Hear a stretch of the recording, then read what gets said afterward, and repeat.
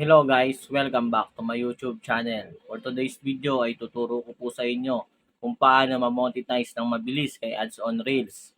Yes po, tama po ang narinig nyo. 3 weeks to 1 month lang ay kaya nyo pong makuha yan base po sa aking karanasan. Kaya kung interesado ka po sa aking video, tapusin nyo po ang aking video hanggang dulo. So guys, huwag na nating patagalin to. Let's go!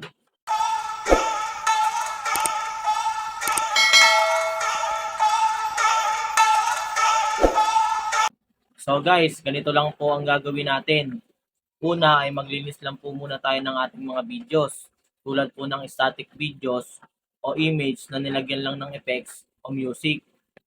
At pangalawa, static image polls. Tulad po ng videos na pinapapili nyo po ang inyong mga viewers. At pangatlo, slideshow of image. Tulad po ng mga photos na ginagawa nyo pong mga videos. At pang-apat, text montages. Tulad po ng mga videos na halos hindi na po makita ang inyong mga muka sa paglagay po ng mga text. At pang-lima guys, looping videos. Tulad po ng mga videos na maiksi lang, na pinapaulit-ulit nyo lang po para humaba. Kung meron po kayo guys ng mga yan lahat, delete nyo na po. Dahil hindi po kayo mamonetize kay Ads on Reels. Kaya kung may mga videos po kayo na ganyan, i-delete nyo na po. Pati po yung mga videos na hindi po kita ang mukha nyo or hindi po sa inyo, i-delete nyo na rin po yan.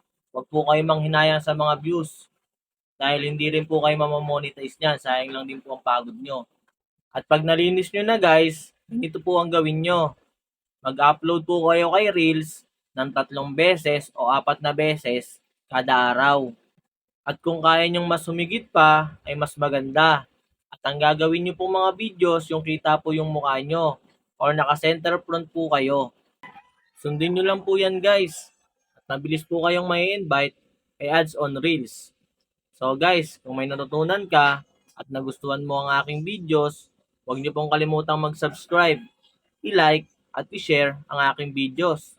Huwag nyo rin pong kakalimutang pindutin ang notification bell para lagi po kayong updated sa mga susunod ko pa pong mga videos. Maraming salamat po.